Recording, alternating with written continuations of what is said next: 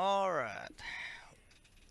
We're now on episode 18 of Attack of the Nerds. We got kind of a skeleton crew tonight. We got a bunch of us sick and a bunch of us trapped in storms and a little bit of everything going on tonight.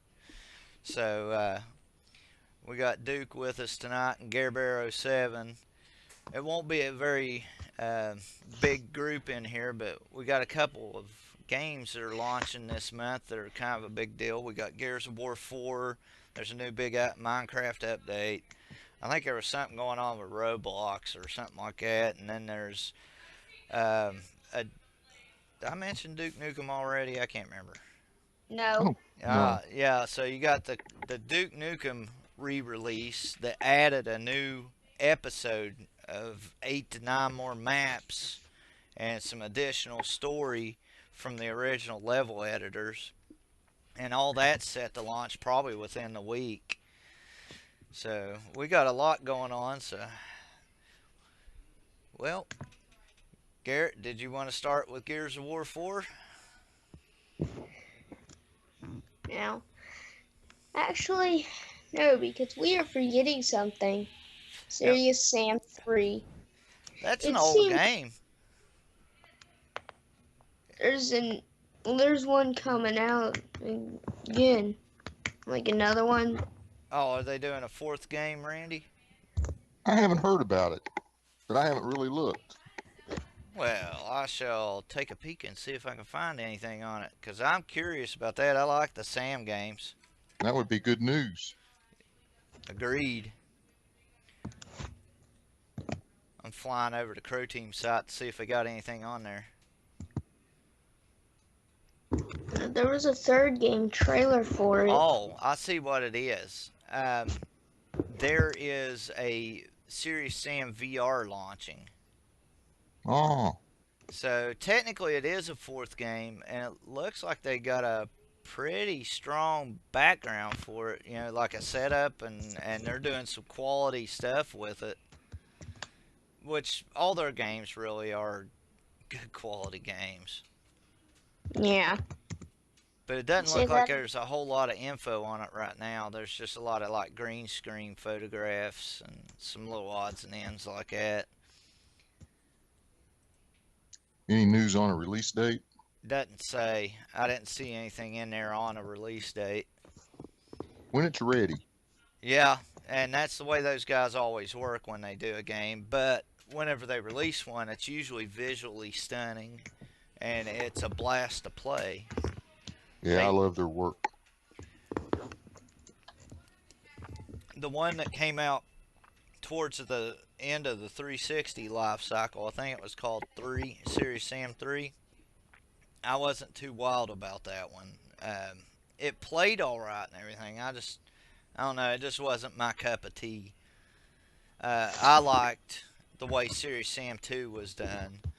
The action. And the first one.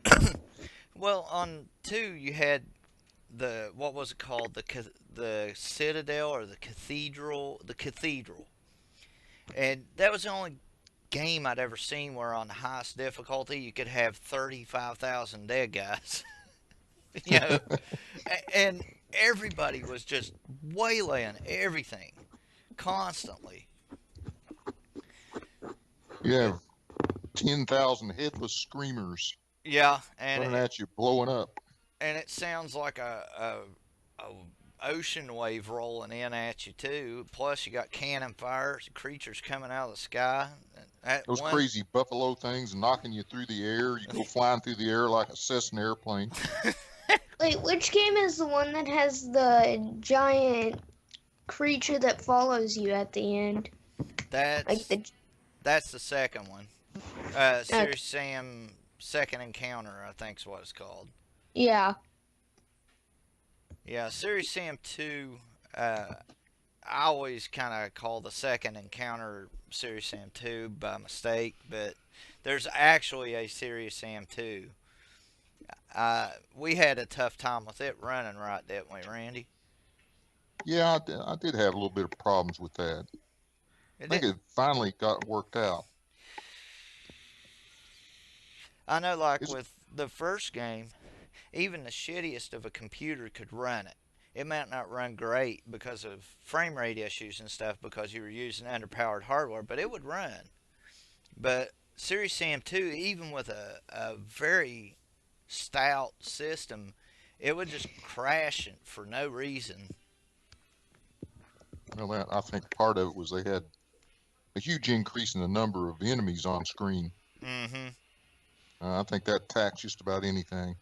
Yeah, and the size of their enemies is not normal size for like most games. It seems like all their poly counts are higher and their total number of enemies is higher. It's one of those games that's designed around the extremes.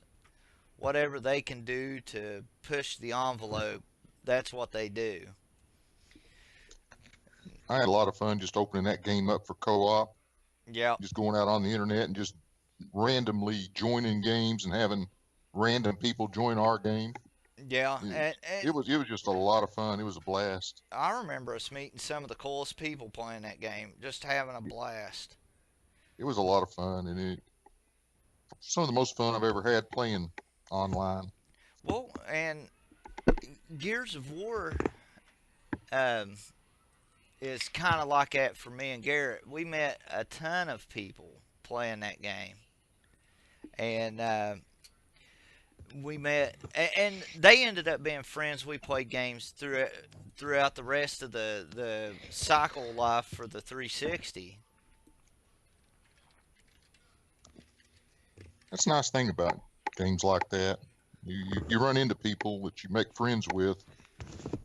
I made friends way back on Ultima Online that I still talk to every now and then. I Yeah, mean, that's a long time ago. yeah, it is, and I that don't play was games with them anymore, but I'll run into them occasionally on Skype or something and say hi to them, or an email. People you met, we played who knows how many hours of games together yeah. over the years. And that's kind of like with us on the, and I think this is why a large reason why I went ahead and went with an Xbox One this run is I had so many friends and stuff that, and like this community that was already well established, that we had been playing in for so long. And I was like, I don't want to reset all that just to go to a different platform. That's a large reason why I haven't bothered with going back to PC gaming. Same reason. Yeah, a lot of those guys play games on PC, but they don't always play the same type of games. It's like on the console, it would be like Gears of War 4 or something similar to a Diablo style game or something like that, and we'll all get in there and play that and have a blast with it. But when you go over to the PC, you got one person playing Company of Heroes, maybe two. Then you have two or three guys that play Supreme Commander, but they don't like Company of Heroes, and then it's just really hard to find your same buds with the same games that have the same interests. And yeah, they've got a lot of chat options as far as like TeamSpeak and stuff, but on the 360 they had all that stuff hammered out at a time when that was kind of flaky on the computer. I It's one thing about I played a lot of games over the years and a lot of games online, and you meet people like you say, and you make friends. The only exception to that is Diablo 3. I've been playing Diablo 3 since almost the day it came out. I know a lot of people on there. I've never seen a single one of them outside of Diablo 3.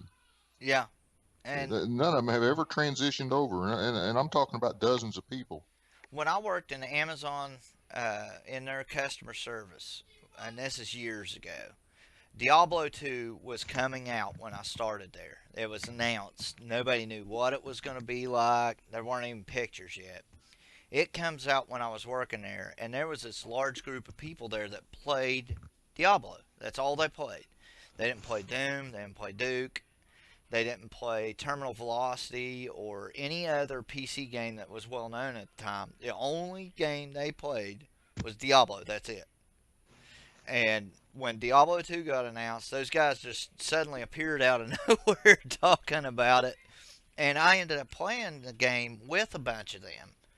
And I think me and Dad did a couple of times, and maybe even you was with us a couple. And we had a blast. And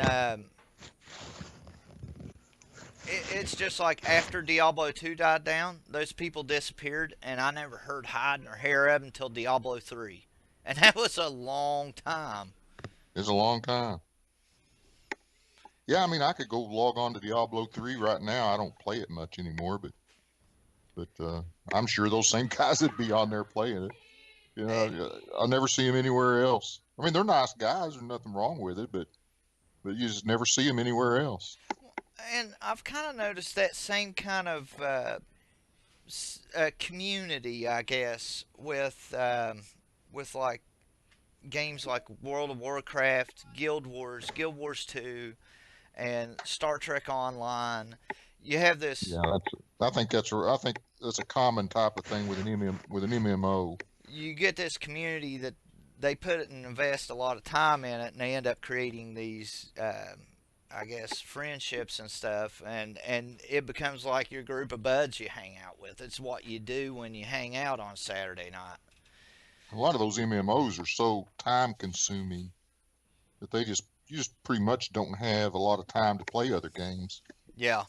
You spend all your time there and all your time with that one group of people. And you can play those things for years. I mean, how long's World of Warcraft been around? Well, I hate to admit this, but I have like 62 hours already invested into Star Trek Online. It's only been on the Xbox for 2 weeks. Hey, Garrett, bud, whenever you move around, mute your mic. But I've got like 50, level 53, which is like a rear admiral. And I've got access to like tier 4 ships, and I'm getting ready to get a level up that'll give me access to tier 5. And I've got a ship that I feel is like ungodly powerful, and I'll still run into enemies on it that I can't cope with yet.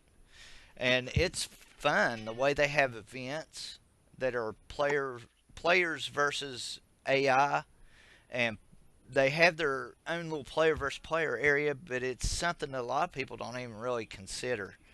It's like, and there's communities within the community. There's a group of people that like to play the Klingons, and so they have that group of people, and then you have the group that like to play as the Romulans, and the group that likes to play as the Federation. So there's like little sub communities within the whole. And the game's been a lot of fun. Anytime I've asked somebody for help or how to do something, they do a good job of it. That's a good sign. That's a healthy game. The games where people won't help you, those are negative games. That after a while they tire you out. They wear you down because it shows you the attitude of the game players in there really pretty Yeah. negative and unhelpful. And after a while, being around people like that just wear you down. Yeah, and I've noticed that there's a lot of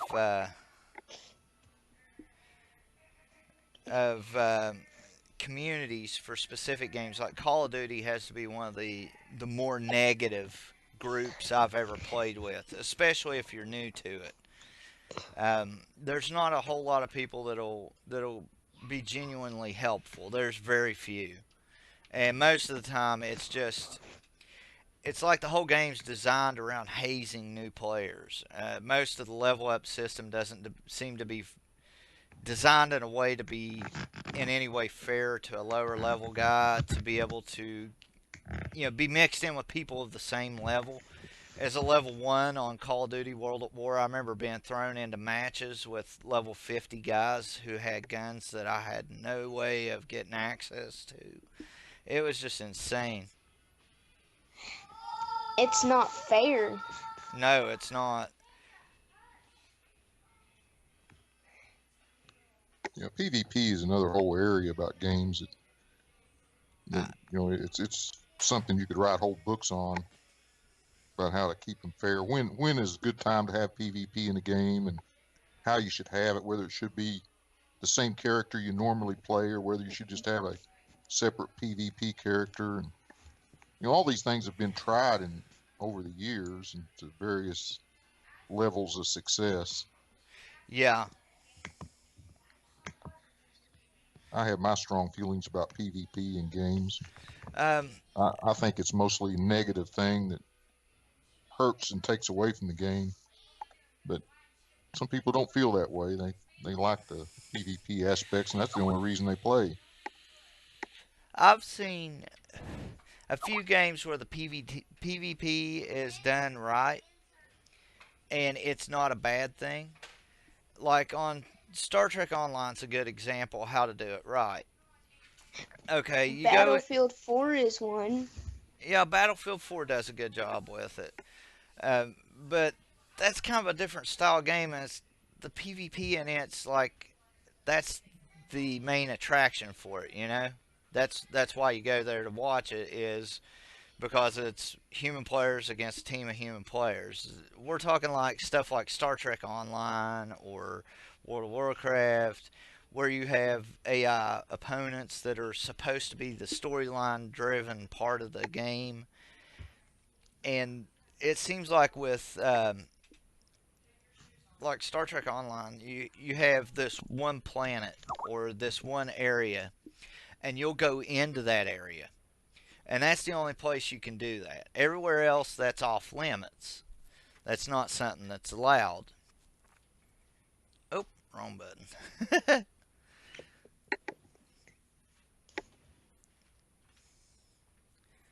And there's been some games that I've seen that do a good job with it, and then I've seen some, Guild Wars is another one. They keep that part of the game separated. Now, what made Guild Wars bad was they allowed what went on with the PvP side of things. They allowed that to be how they changed and modified the the way you could chain your skills or use your weapons. So when they dumbed down your skills or prevented certain combinations, then you were basically at the mercy of the AI when you were playing the story-driven part of the game, which is 90% of the game. Well, if you look at PvP, just about anywhere, it's a race to the bottom of nerfing one particular skill over another, trying to balance out Yeah, all the different classes. Oh, so and so, this mage, this spell's too powerful.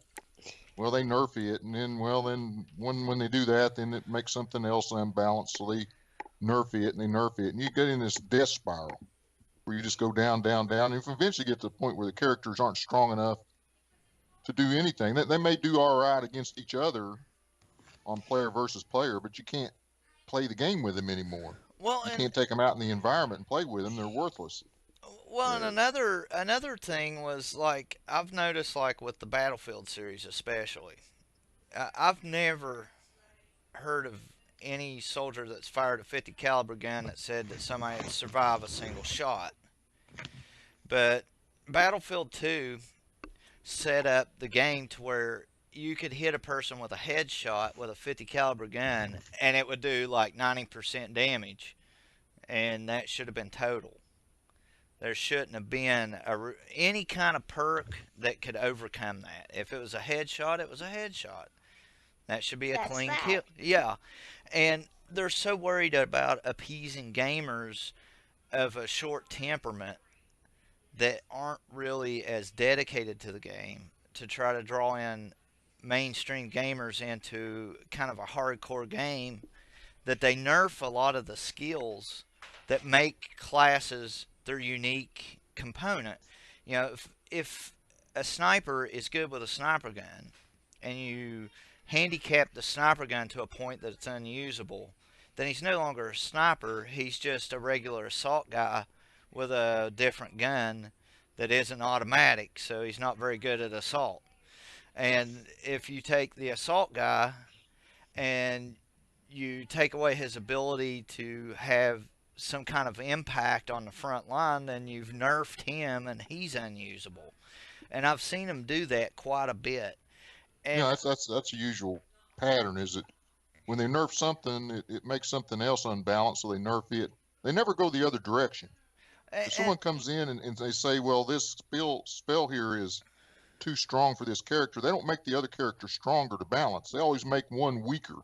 well, So and one thing it, I don't understand about that mentality is that some classes are really powerful in one area, but that's strategy. How do you, if another character is good at something else, then you utilize his capabilities to overcome that strength on the other class. So why in the hell would you damage all that?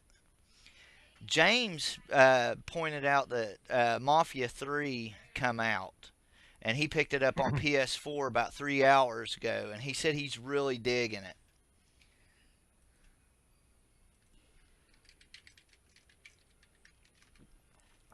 Mafia 3, Randy, it kind of plays like it's like GTA with a almost kind of like a 70s gangster flick kind of feel to it. It's kind of neat. I really liked. I think it was Mafia 2 is the one I got to play, and it was it was really fun. yeah, I think I played one of those Mafia games several years ago.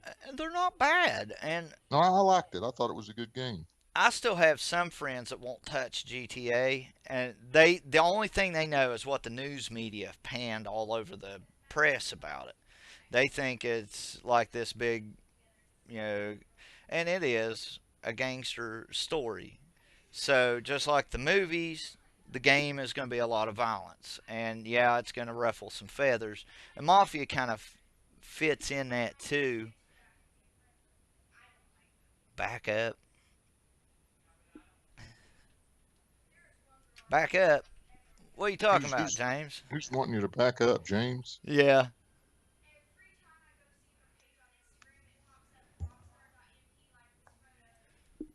Oh my god. Oh, he said it's more of a movie than a game, the way it's designed. So it's what's the word I'm looking for? It's kind of, I guess Gears of War would be a good example because of the way that the story is such a driving force behind it. So he's saying it's a cinematic experience rather than a Yeah, gaming experience. right. Something like those Telltale games, like the Walking Dead and the I, Borderlands. yeah, I'm In the Minecraft story mode. I'm checking a few things that James pointed out. It looks like everything's back to normal now.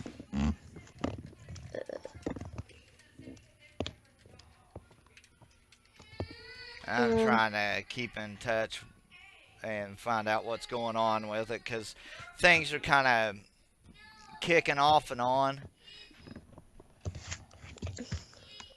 uh, James said he can't wait to get back to his X1 and play Gears 4. See, Randy, you can play that with us if you get a hold of the PC version. You can play That'd be with great. us even though we're on Xbox One. That'd be great. Now it's different. Like Call of Duty is about running around in circles and shooting each other as fast as you can through the walls and whatever. There's like the physics in that game is broken as hell. About with me, Call of Duty's about taking 2 steps and getting killed, and then Take to respawning, taking 2 steps and getting killed. which that's kind of like Serious Sam, but at least in Serious Sam you have some kind of hope that you might be able to get the drop on them or something. Sometimes I can take 4 steps in Serious Sam before I get killed. James, to answer your question, no, I have not got to play it yet, but me and Garrett are drooling for it.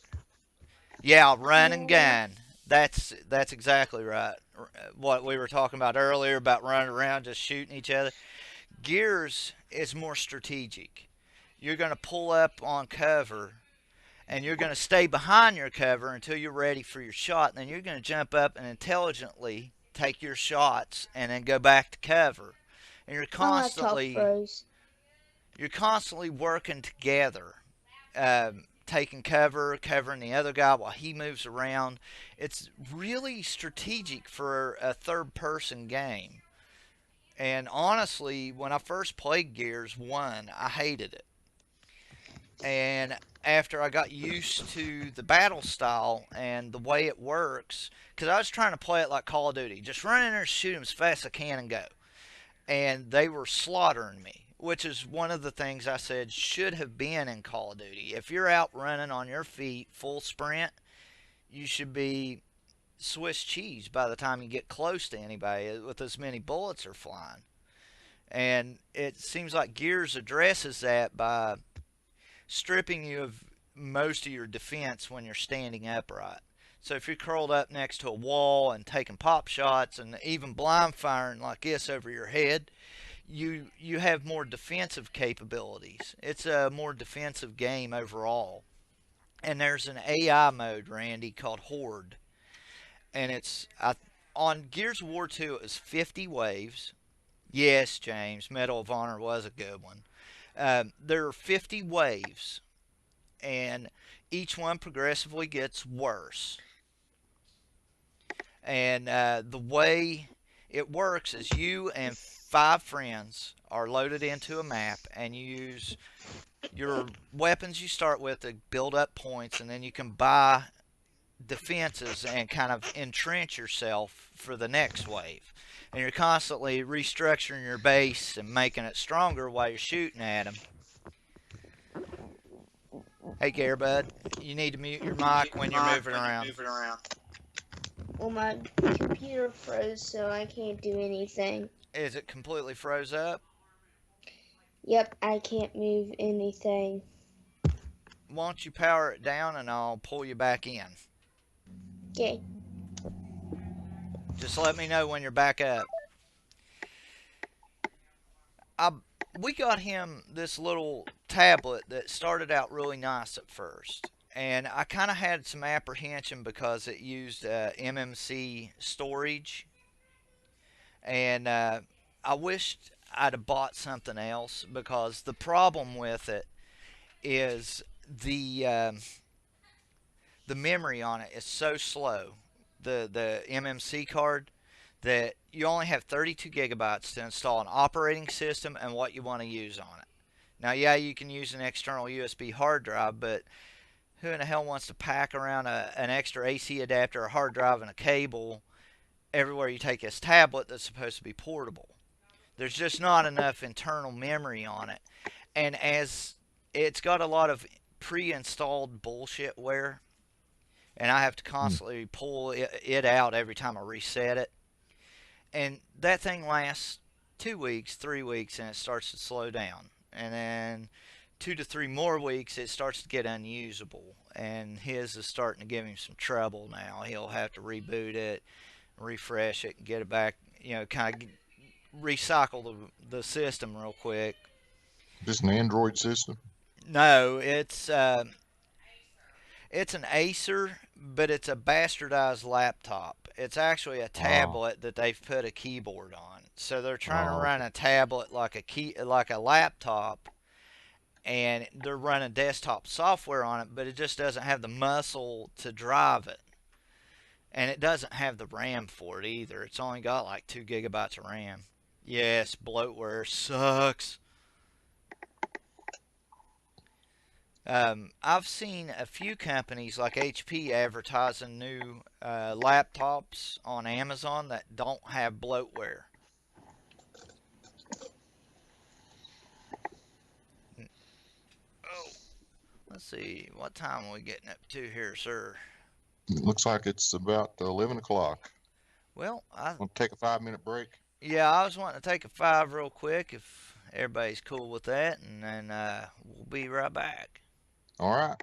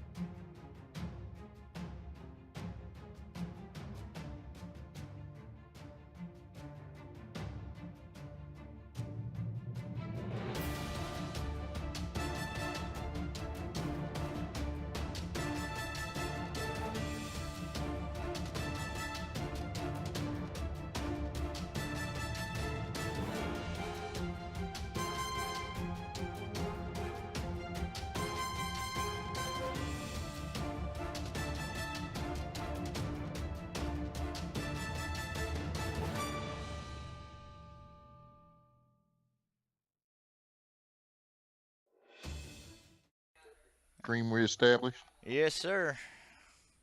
All right, we're back. We've been noticing some hiccups going on with the stream, and as far as I can tell, it's not on our end. So we're trying to discern exactly what's going on, and I'll be tinkering with it while we're talking. We've had some troubles out of Twitch kind of dropping the ball as far as like the servers crapping out on us and different things like that. So it's all, I'm sure, part of the growing pains of it transitioning hands and them incorporating Amazon Prime into it. So, and I'm just shooting in the dark here. I don't know that for sure, but as far as I can tell, with a 200 megabit connection, I got nothing wrong going out. And they're reporting an excellent quality coming in. So it's got to be somewhere after they receive it. And it could be in the new player that they're using. So I don't, and again, I don't know for sure. Hopefully it'll straighten out. And it's just growing pains. I mean, YouTube went through headaches like this when it was evolving, and all platforms do it, whether it's a game console and an online system, or if it's a streaming service, or hell, even a Facebook type social media. You're going to have kinks in the system that have to be hammered out. I still think this is a better place to broadcast than YouTube right now. With the way that they've organized things on YouTube, I'm not sure that I'll ever be okay with doing anything there again. It seems like every time I try to do something on YouTube, they come up with new rules to handicap people that are new or at the bottom of the list, but the only top three are the only ones that really benefit from it. I have a hard time finding anything on YouTube.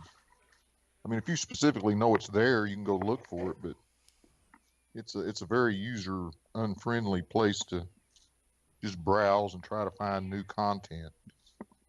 I mean, you can just randomly noodle, Yeah, or you can look for something specific, but it's hard to go somewhere and just say, let's look at game streaming and maybe someone that I'm interested in, or talking about some topic, and having a localized place you can go and find something that you could maybe find some interest in. It's just sort of a wild west. yes, I agree, James. It is a real pain in the ass to find what you want. As far as like live streams go, it's and it's always YouTube's always been more of that 10-minute video rant or information, either stuff like Hello Greedo or Pewds or something like that. That's what it was all about. And they're trying to expand it into game streams and stuff, and I just don't think the platform's really that compatible with that setup. I think it's more of a Twitch thing. Now, I don't think it's impossible they could find a way to incorporate it well. It's just going to take a lot of work to get there, and right now, with a lot of the way they got things set up behind the scenes, I just see it less and less as a viable option for people that want to do discussion shows and stuff anymore. You know, it seems like even when you own the rights to your own materials, you have no rights on there. And even if you play by the rules, you still have 30 days of being caught inside of a swirling automated system of no help. It is all automated. I mean, they kick you off for some automated bot that decides he doesn't like you. James, I have noticed a shit ton more ads on Twitch in the last couple weeks than ever since I started using it. And I don't know if that's maybe a new thing that they're trying to do to kind of push people to go into Amazon Prime. Because they've already talked me into it. I just got to get the money for it. I don't know if it's blatantly obvious from the non-green screen blanket hanging up behind me, but I'm not exactly shitting money. So, once income tax or something like that comes by, I will buy Amazon Prime. It's just too good of an option not to have. I can have it on Xbox One. I can have it on my phone. I can have the. Now they're adding books into the mix. I'm all for that because that'll come in handy with the kids' homeschooling. Then they've got music, and now they've got Twitch as a part of it. Hell, what's not to be liked about a setup like that? It's what, $100 a year? Yeah, you get all that. You get free shipping too, 2 day shipping. Yeah, and to top it off, you get free 2 day shipping. It's a great concept. I've That's been a member of it for a long time. I'm happy with it. I think it's worth the $99. I absolutely do. When me and the missus did it originally, I was working doing non-destructive testing, so I was doing like X-ray and stuff like that, and I was making better money. So we had Amazon Prime, Hulu, and Twitch, or Hulu and Netflix, and honestly, we never touched cable TV. We've not had cable TV in my home for over 5 years, and I haven't missed it. Netflix usually has the the stuff I want to watch that I want to rewatch, like Scrubs and stuff like that. Hulu's got the more obscure stuff. Sweet. James said that he thinks you can get it for around $40 a year if you have a .edu email account. Well, that's nice. And he said he thinks there's a plan for Amazon Prime that's $10 a month now. That's And 120 a year. That's more expensive than I'm paying. yeah, I think it's I think things like Xbox Live and Twitch or Amazon Prime and things like that are your their best value is when you wait for income tax and you drop down money you weren't supposed to have to begin with. So if you pay for it out of that, it's not really money coming out of the finances. It's just kind of frivolous money. So you can take that $56 and throw it on an Xbox Live, or you can take $100 and throw it on Amazon Prime, and you don't have to screw with it till next income tax. So you're just paying for it with the money you're getting from a return instead of juggling your bills around to get it jockeyed in there, which I think is a better way to do it. I've been doing that with Xbox Live for 8 years now. Hey, guess who's in the chat? Who's that? Advancing Wall of Doom, Miss Britt. She said she got it super cheap when she signed up for it because she was a student. There you go. So obviously that's more than just a think so thing. That's a for sure thing. So if you are a student, then definitely you can get a better deal on Amazon Prime. So it's something worth checking into.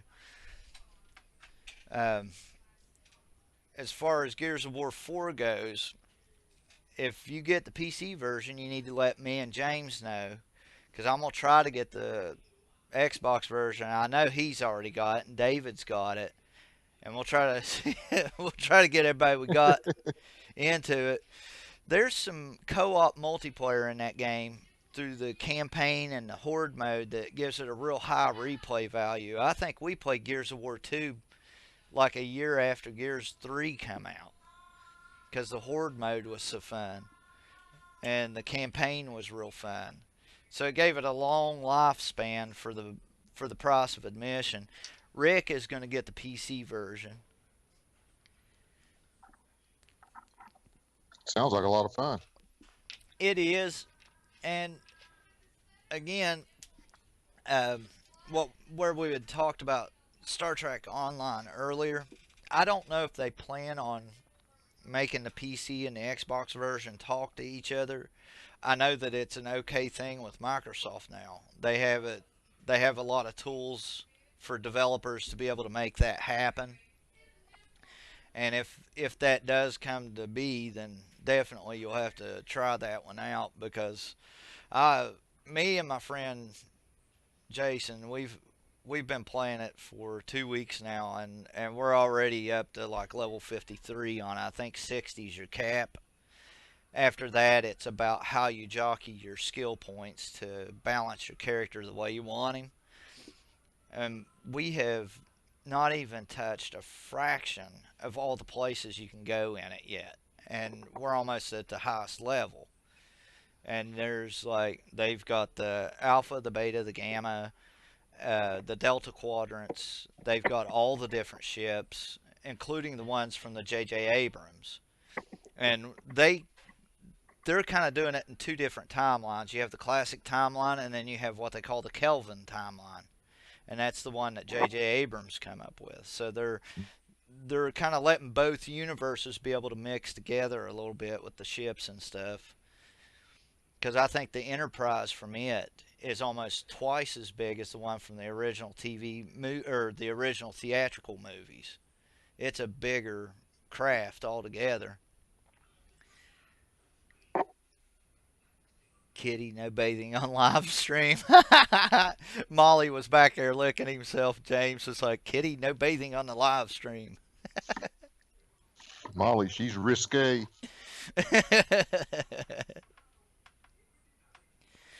Let's see here.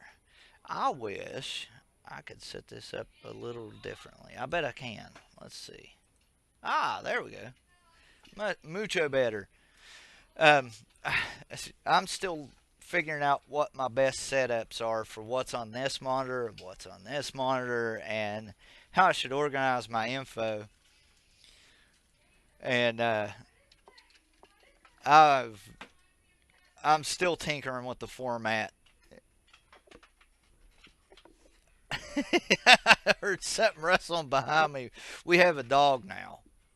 So I don't know if it's him getting into mischief or if it's the kids coming through or something like that. Hey. Here we go.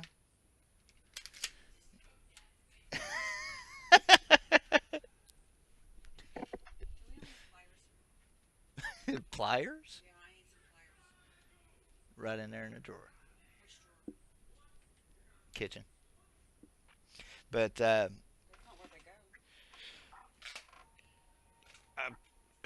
Rachel found Garrett's lightsaber. Is that Rachel there? Yeah, I thought it was the dog or the kids. It was the it was the wife roaming around back here. Well, we're getting pretty close to time, so we got about 10 more minutes. Was there any other newer games or anything that was coming out you wanted to talk about? Yeah, what's people in the chat room have to say? Well, I know James has been talking about Gears and Mafia 3. I hadn't heard anything as far as Britt on any games she's been kind of eyeballing lately. How about Shadow Warrior 2? Anybody talking about that? Well, I don't know enough about it. I didn't know what. I know it's coming out, but I don't know. It's coming out next week. I think the 14th. I know it looks great. There's some playthroughs. There's some of like 15 minutes long that people have got early versions. And old Wang, he is in prime shape.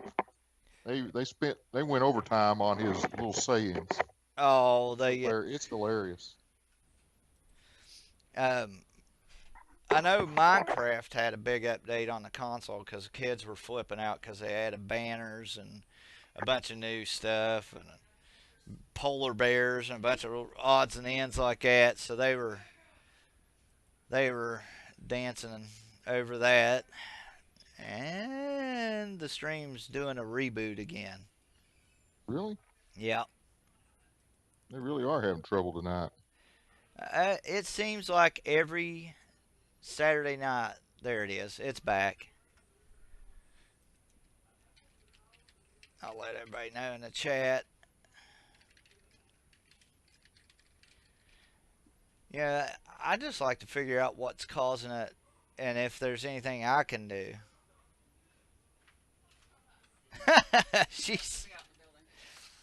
She said that her Brittany said also my internet connection and laptop's being derp. So I guess she's having a little trouble over an internet connection. But yeah, I'm looking forward to Shadow Warrior. I like the original one that they did on the Duke Nukem engine. I remember replaying that quite a bit. Well, the reboot they did just a couple of years ago was very fun. I've got it, and this is part two of that. So It's they're coming out in a week. kind of following up on it. Yeah, they look similar. They're similar art style and probably use the same graphics engine. At least it looked that way to me. Had the same look and feel about it. Yeah, He has some cool stuff in there. He has a chainsaw katana.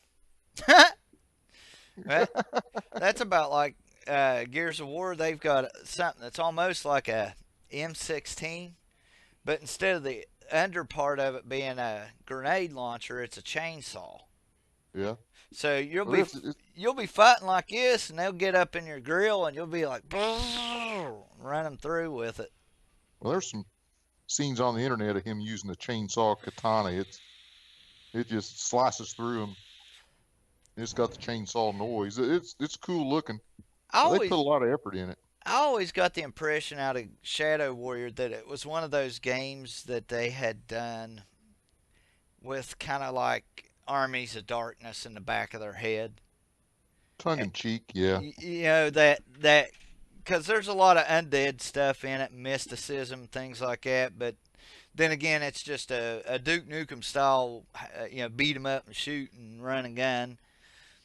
But they'll throw that tongue-in-cheek humor into it too, and it just kind of makes the whole thing a blast. Yeah, it's a lot of fun. The last one was a lot of fun. They've all been fun. So I'm I looking forward to it. I'll pick it up. I'd like to see somebody revisit Blood. That was a great game. That was a good game. I haven't seen. I guess did they make a sequel to that? I don't remember it. I don't. I think there was a sequel planned, but it never panned, or it came out and it crashed and burned. I don't remember ever seeing it, but it was a very good game. It was kind of creepy. Yeah, Had a good atmosphere. I am looking forward to. He said Tuesday is when James said Tuesday is when Gears of War or Duke Nukem's remaster comes out. Oh, great. Oh yes, that would be a great topic. Video game music. There was a Blood 2, according to James. Oh, was there? I'm gonna see how long ago. How long ago was that, James? It bombed, he said. So it must have been real bad. See, and that kind of goes to